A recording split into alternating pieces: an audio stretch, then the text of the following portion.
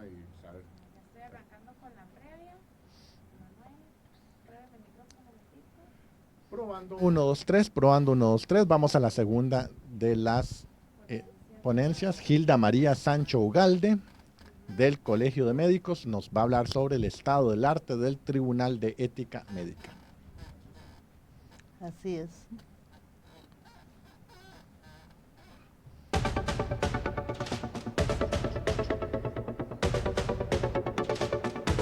Yo quería hacer cuando niño. Qué lindo, ¿ah? De hecho, todavía amo. Pero todavía puede hacerlo. ¿Sabes qué es lo único de eso? Médico, Ah. pasado mañana soy abogado.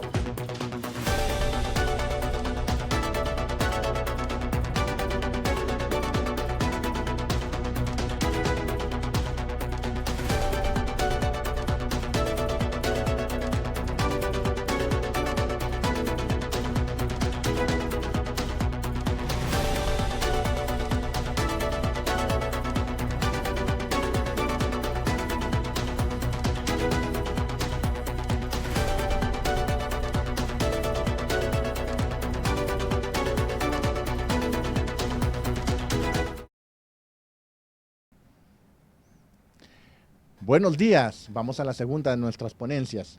Ahora tenemos a la doctora Gilda María Sancho Ugalde.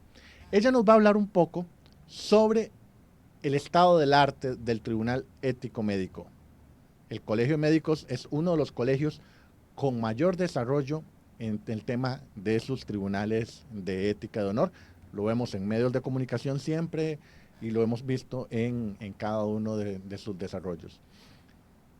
A continuación tendremos esta importante charla con la doctora. Doctora, el escenario es suyo. Ay, a ver. Muy buenos días, muchísimas gracias por la invitación. Una felicitación a la Federación de Colegios Profesionales Universitarios por llevar adelante este importante congreso. Y hoy vamos a hablar de los antecedentes y cómo se ha venido desarrollando el Tribunal de Ética Médica del Colegio de Médicos.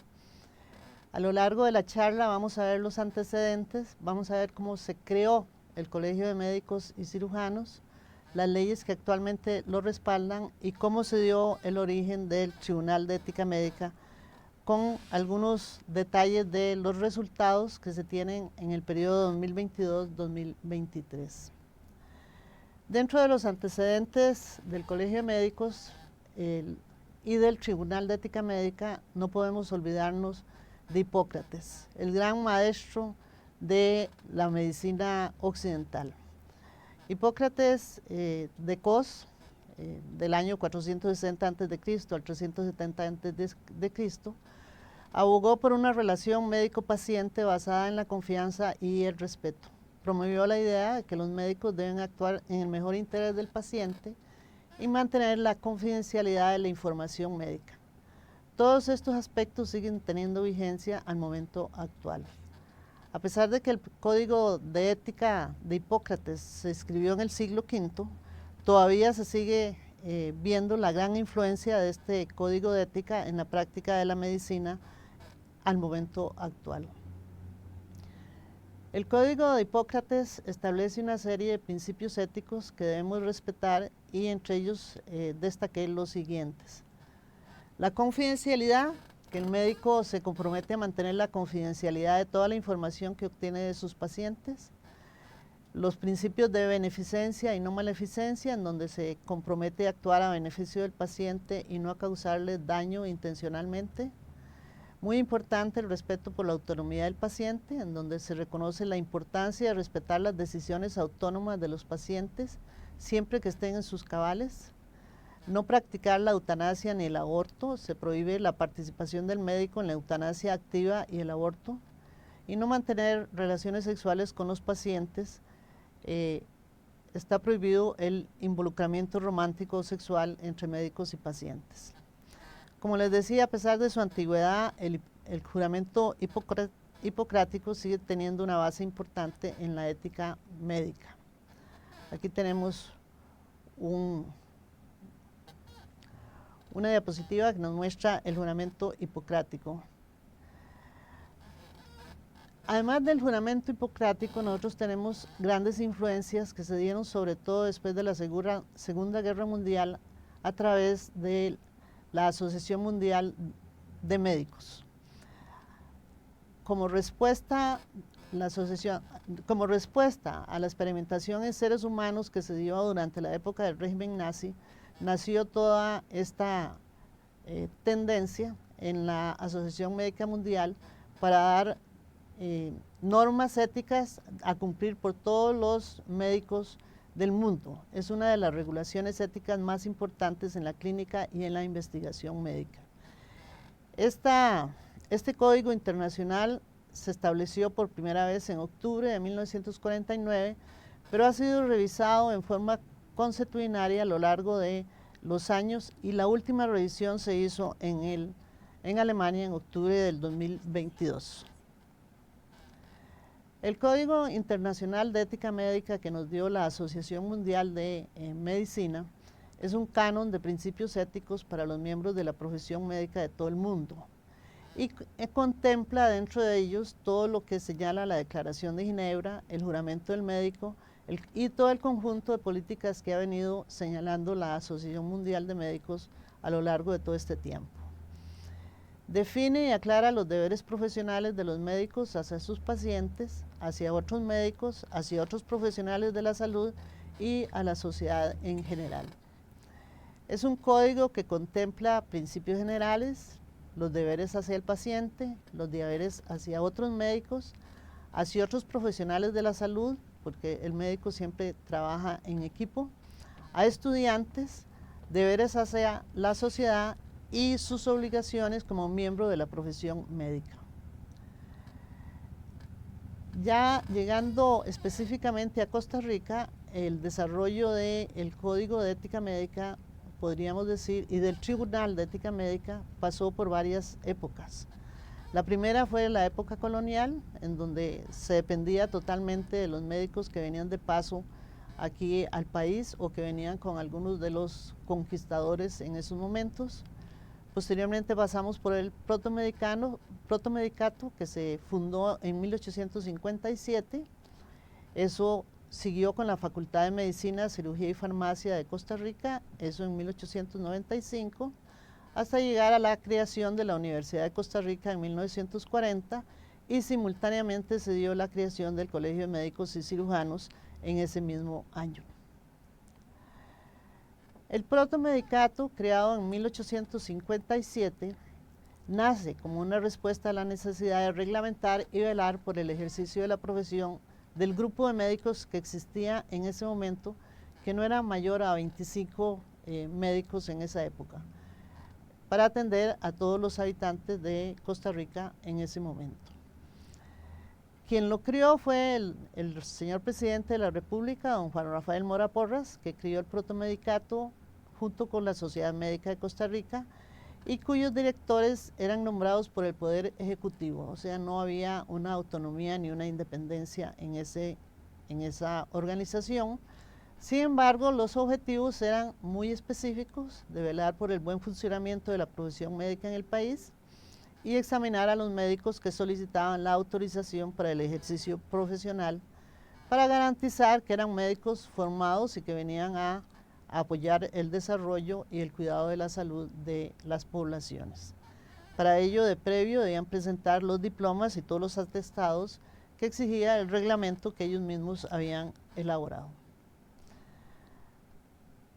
Como les decía, anterior al protomedicato, lo que había era muy pocas medidas de higiene. Los facultativos que habían eran en realidad médicos de paso que venían aquí y no existían tampoco facilidades educativas. En ese momento lo que teníamos era esencialmente curanderos y algunas recetas reales remitidas por las autoridades superiores, que ese fue el bagaje de elementos con que contaron los costarricenses para la atención de sus necesidades médicas y sanitarias. Este protomedicato funcionó desde el 3 de abril de 1895, hasta el 3 de abril de 1895, en que el doctor José Ulloa Giral en el periodo del gobierno de Rafael Iglesias Castro, impulsó la ley que creó la Facultad de Medicina, Cirugía y Farmacia de Costa Rica y se eliminó el protomedicato. ¿Qué ventaja tuvo esa creación? Esta ley disponía que la facultad asumiría todas las funciones encomendadas al protomedicato, a la sociedad médica, y también daba atribuciones para dirigir la enseñanza de la medicina, sus ramas y fomentar su desarrollo. Tenía la potestad de conferir títulos académicos en esas ciencias, conceder o negar las incorporaciones a los profesionales médicos, velar porque se ajustaran a las disposiciones de la normativa y de los preceptos de la ciencia, ejercer suprema vigilancia respecto a la higiene y a la salubridad pública y resolver todas aquellas consultas que en materia de salud establecieran los supremos poderes del Estado. Un aspecto muy importante de esta ley fue que ya los directores no eran electos o definidos por los poderes ejecutivos, sino que había la facultad de que esos directores fueran nombrados dentro del seno de la facultad. Esta facultad aportó bastante al desarrollo del país, entre ellos se nota la fundación de la Escuela de Obstetricia en 1899, luego la creación de la Escuela de Farmacia en ese mismo año y en 1916 se creó la Escuela de Enfermería también con el impulso de la Facultad de Medicina, Farmacia que se había creado. También se organizó una escuela de cirugía dental, pero el funcionamiento tuvo solamente un año de duración por carencia de alumnos. Y algo muy importante que hizo la facultad fue crear los congresos médicos anuales. Desde 1931 se vienen haciendo los congresos médicos anuales para cumplir también con la normativa que éticamente se señala que los médicos y las personas del área de salud deben estar siempre actualizados profesionalmente. Durante la existencia del protomedicato, en realidad el número de médicos no aumentó mucho, llegó a ser 147 médicos en la organización. Y hay bastantes, casi uno podría decir, anécdotas de los casos que se vieron en ese momento por transgresiones a la ética en el campo de la salud. Este fue don Juan Rafael Mora Porras, que fue el que creó el protomedicato en 1857 y que funcionó hasta 1895.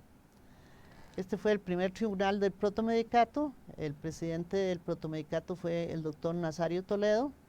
Y ahí tenemos al vocal, licenciado Bruno Carranza, el vocal 2, Lucas Alvarado, el censor Andrés Sáenz y un notario médico que eran el licenciado Manuel María Esquivel.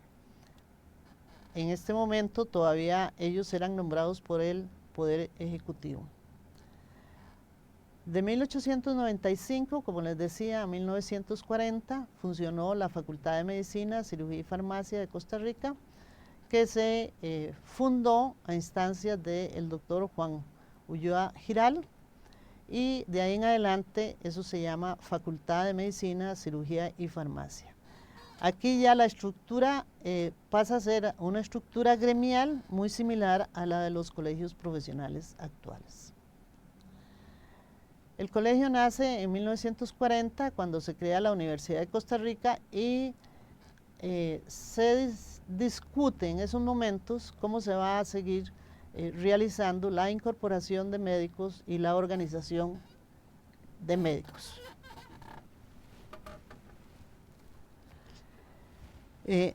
Al discutir esto, se toma la decisión de crear el Colegio de Médicos y Cirujanos con unas ciertas funciones, y las funciones dedicadas a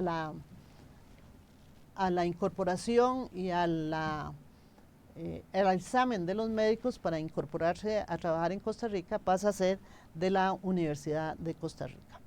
Entonces ahí se deroga lo que anteriormente regulaba al Colegio de Médicos y se dicta la nueva ley orgánica del colegio que se inicia en ese año. Posteriormente, en 1947, se crea el primer reglamento del Colegio de Médicos y Cirujanos, que se reformó en el año 67, y quien viene a dar la misión primordial del colegio, en realidad viene con la ley del 8 de agosto de 1962, que es la nueva ley orgánica del colegio, y donde se establece como misión primordial velar por el desarrollo ético, el ejercicio legal de la profesión y promover el intercambio científico. También esa ley establece como órganos superiores del colegio la Asamblea General, la Junta de Gobierno y, muy importante en su estructura, el Tribunal de Ética Médica.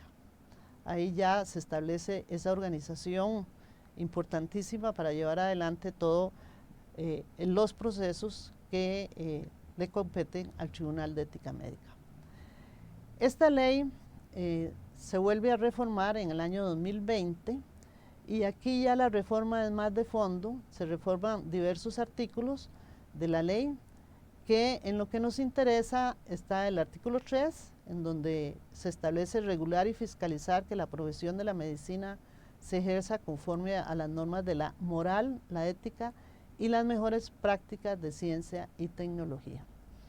El artículo 20 señala que se ejercerá la potestad disciplinaria contra cualquiera de sus miembros autorizados por medio de la Junta de Gobierno y el Tribunal de Ética Médica. Nuevamente aquí ya el tribunal se posiciona en una medida más fuerte dentro de la organización del colegio y los debidos procesos para la aplicación del Código de Ética Médica. El artículo 21 nos establece ya las correcciones disciplinarias, que anteriormente en realidad prácticamente no existían correcciones disciplinarias, y ahí ya se señala las advertencias, las amonestaciones escritas, las multas de 1 a 5 salarios base de un médico asistente general G1, se pone una base para el cálculo de esas multas, ¿verdad? La suspensión para el ejercicio de la profesión, que puede abarcar de 8 días hasta 6 años, según la gravedad del hecho. En caso de que la persona colegiada autorizada sea condenada a un delito penal relacionado con el ejercicio de la profesión, la suspensión se prolongará de acuerdo al plazo de la condena establecida por la sede penal. El artículo 22 nos señala que en cada caso el Tribunal de Ética Médica debe señalar cuál de las correcciones debe imponerse y en todo caso se dejará constancia en el expediente del colegiado o autorizado. Y se adiciona el artículo 22, que es muy importante, en donde ya se establece una serie de detalles, por así decirlo, referentes al Tribunal de Ética Médica. En primer lugar, será un órgano nombrado por la Junta de Gobierno, está integrado por 7 miembros que permanecen en sus funciones 5 años, pudiendo ser reelectos por un periodo igual por una única vez. Se establecen los requisitos para ser miembro del Tribunal de Ética Médica. En primer lugar, ser de reconocida honorabilidad, no haber sido sancionado penalmente por sentencia firme, tampoco haber sido suspendido en el Colegio de Médicos en el ejercicio de la profesión, puede ser costarricense por nacimiento o naturalización, contar con no menos de 10 años de estar debidamente inscrito ante el colegio profesional y tener una amplia experiencia profesional en el campo de la medicina. Los miembros tienen una serie de restricciones, no se pueden formar parte de cualquier otro cargo dentro del colegio durante los 2 años previos a la postulación, durante todo el periodo de nombramiento, que ya les dije que es de 5 años, y hasta 2 años después de dejar el cargo. La integración de dicho tribunal debe respetar la paridad de género.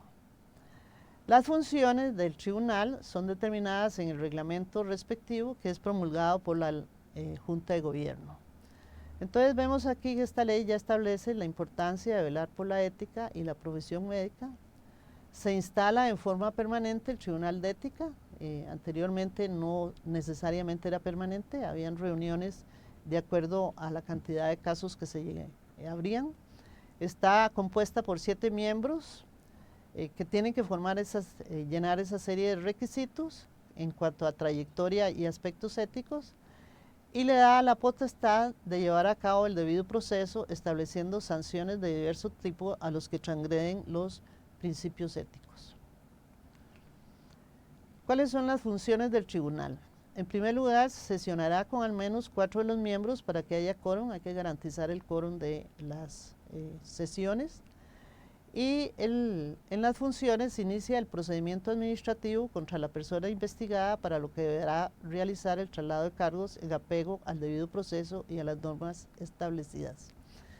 Los procedimientos se inician en el momento en que la Junta de Gobierno solicita al tribunal que se abra la investigación respectiva por algún caso que eleva a la Junta en forma inicial la Fiscalía.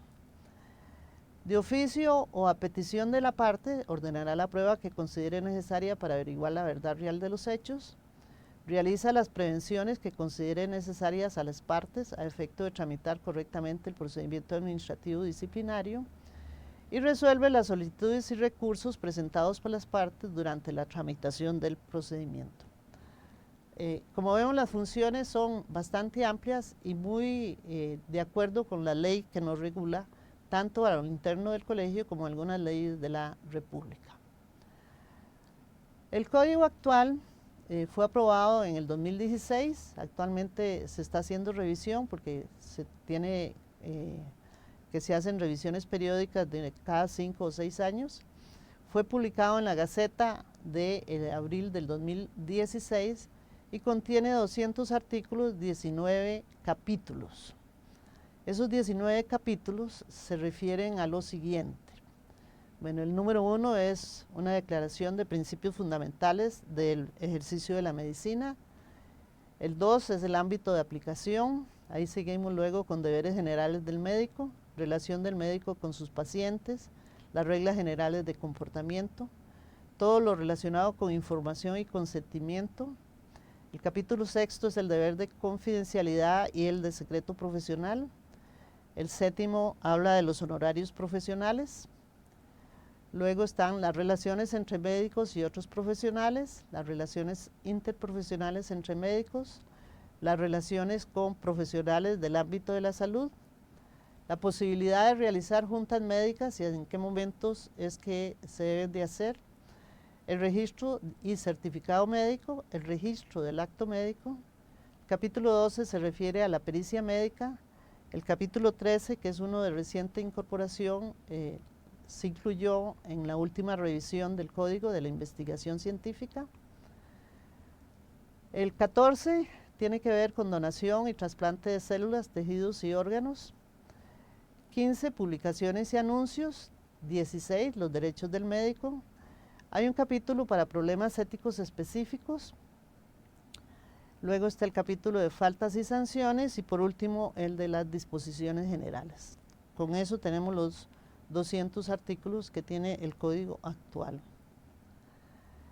El proceso, como les decía, es un poco complejo. Primero hay una denuncia de oficio que se presenta ante la Fiscalía. La Fiscalía analiza esa denuncia para ver si le da admisibilidad o si la denuncia no tiene razón de ser y entonces produce rechazo. Si da admisibilidad, es la apertura de investigación que hace la Fiscalía. Esa investigación preliminar, de acuerdo a sus resultados, la Fiscalía la presenta a la Junta de Gobierno con alguna recomendación de acuerdo a los hechos que ellos encontraron. Puede ser que se plantee un acuerdo conciliatorio entre las partes a ese nivel, con lo cual ahí ya termina el proceso, o puede ser que haya que trasladarlo a los tribunales comunes con una denuncia fiscal, o se eleva al Tribunal de Ética. Cuando se eleva al Tribunal de Ética, al tribunal lo recibe, lo analiza y ahí ya hace lo que nosotros llamamos el traslado de cargos, que es la comunicación a los involucrados, el apersonamiento para los involucrados, ya sea el denunciante y el denunciado. Ahí también tenemos el detalle que puede ser que ninguno conteste, con lo cual hay rebeldía de alguno de ellos que hay que resolver. Y después de ese proceso en donde ya los involucrados contestan, se les da toda la información que hay en el expediente con las pruebas que se recolectan, tanto las que dio la Fiscalía como las que recolecta el tribunal, se plantea ya la audiencia oral y privada, en la que tienen todo el detalle de presentar los testigos que ellos consideren necesarios, tanto los del denunciante como los de la denunciada, o los testigos que el tribunal considera que deben de estar ahí. También hay testigos de parte del tribunal. A ese nivel se pueden dar varios recursos de revocatoria y apelación por parte de los involucrados, que también hay que resolverlos. Luego, ya con toda esa parte resuelta, entonces se hace el acto final de comunicación de lo dictaminado por el tribunal. Ese acto final también puede ser sujeto a un recurso de apelación ante la Junta de Gobierno, y posteriormente ya se termina el proceso. Para las sanciones, tenemos una normativa de sanciones publicada en el año 2020, son 24 artículos que están distribuidos de acuerdo a las faltas. Las faltas se califican como faltas leves, graves, gravísimas, y también tenemos la ejecución condicional de la pena. Hay reglas generales para la imposición de sanciones. El artículo 1 habla de los tipos de sanciones, el 2 de la suspensión por condena penal, el 3 la determinación de las sanciones, el 4 la prohibición de reforma en perjuicio, el 5 antecedentes disciplinarios del sancionado, que hay que tomarlos en cuenta para ver el tipo de sanción que se les aplica. Como les decía, tenemos faltas leves, que está en el título 2, el artículo 7, faltas graves es el artículo 8 y faltas gravísimas el artículo 9. Ejecución de las sanciones y registro de los infractores también hay que llevarlo a cabo, y la publicación de la suspensión para el ejercicio profesional. También contamos con otras medidas alternas a la sanción disciplinaria. Hay todo un capítulo de las disposiciones generales. En el artículo 12 hay medidas alternas a la sanción, que puede ser una conciliación o una suspensión de la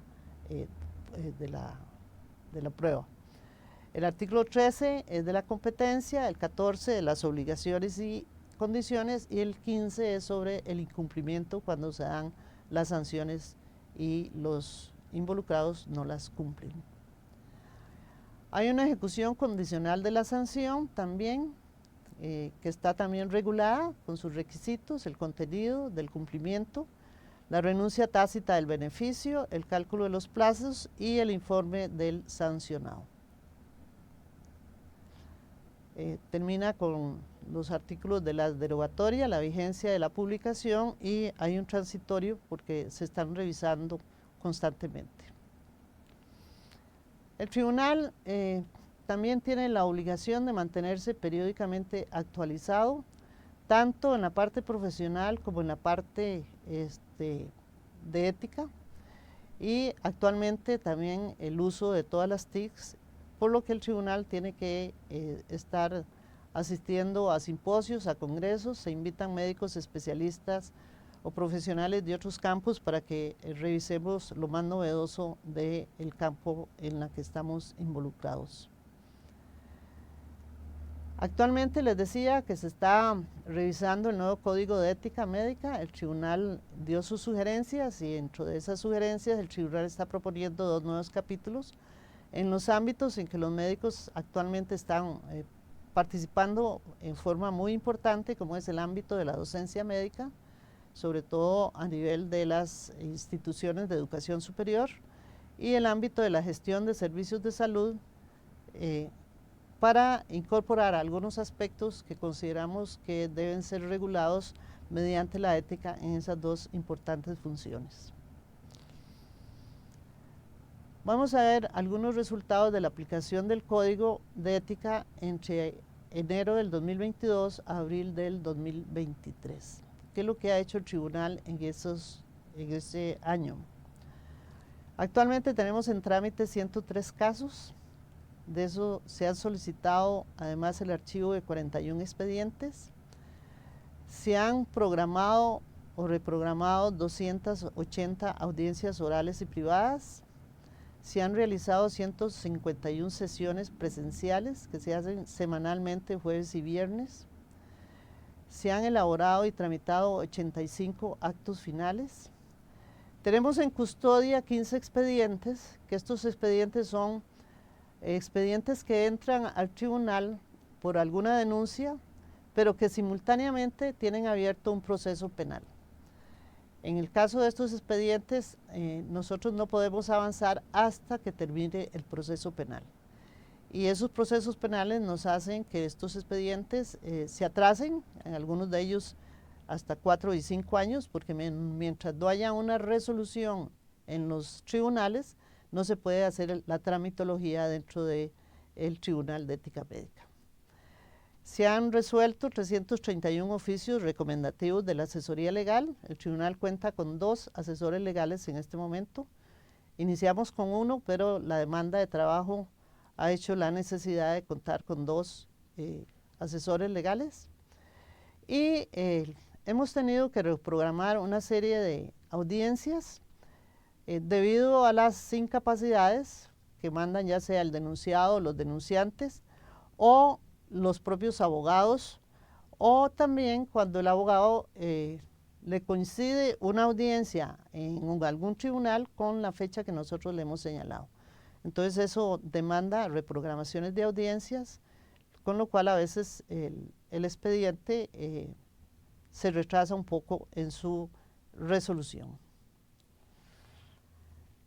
Así, tenemos 36 casos que conciliaron en este periodo, 3 casos calificados de faltas leves, 2 casos de faltas graves, 41 casos fueron archivados, o sea que luego de todo el estudio que se hizo, se consideró que las pruebas no daban base para contemplar los hechos, y entonces se pide el archivo de los mismos. A 9 casos se le dio amonestación por escrita, esa por lo general se da en los casos de falta leve. Un caso por suspensión del ejercicio profesional por 5 días, 3 casos de suspensión del ejercicio por 30 días, un caso de 60 días, 2 casos de suspensión profesional de 90 días y 6 casos de suspensión profesional de 120 días. Las suspensiones profesionales del ejercicio profesional afectan mucho al médico, porque ustedes saben que aquí la mayoría de los médicos trabajan en el Seguro Social, y al tener una suspensión de ejercicio profesional prácticamente automáticamente pierden el trabajo en el Seguro Social. Entonces son casos que nosotros analizamos muy cuidadosamente, porque sabemos las consecuencias que tienen esas suspensiones. Hay 3 casos de multas de 2 salarios y medio y 3 casos de multas de 3 salarios y medio.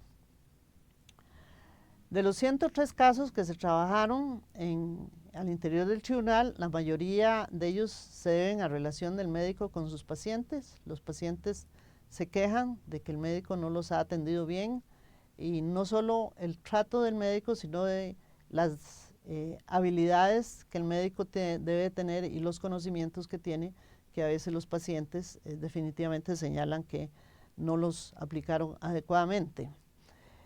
Estos casos superan los que están en el segundo lugar, que son relacionados con el registro y el certificado médico del registro del acto médico, y los vemos en el siguiente gráfico. Aquí ustedes ven cómo en la relación del médico con sus pacientes tenemos 38 casos, y el certificado médico del registro del acto médico 19. Luego están las relaciones entre médicos 13 y relaciones con publicaciones 15. De acuerdo con la falta del tribunal, este es el gráfico, veamos que 36 conciliaron, hubo 36 casos de conciliación, los 41 que archivaron porque no se probó absolutamente nada. Las 3 faltas leves, amonestación por escrito, suspensiones que van ahí de 5 días a 120 días, las multas de 2 salarios y las multas de 3 salarios. Aquí tenemos las 151 audiencias orales y privadas que se dieron en esa época. Hay meses que uno diría son más, pero en realidad las audiencias son bastantes las que se hacen por mes, oscilan entre 10 y 16 audiencias por mes. Costos de las faltas. Vean que la amonestación escrita, la primera vez, no da, la falta leve, lo que se hace es darles una amonestación escrita, en realidad eso no tiene falta, solo en la parte de los costos del proceso, pero pueden tener multa de 1 a 2 salarios base, que equivale a entre 908.000, según el G1 actual, a 1.816.000 colones en caso de que sea reincidente. Y ya si es recurrente, ahí ya no es multa, sino que lo que se le plantea, aunque sea una falta leve, es una suspensión de 1 a 6 meses en caso de que sea recurrente. O sea, que tenga más de 3 veces de haber ido a visitar, decimos nosotros, al tribunal.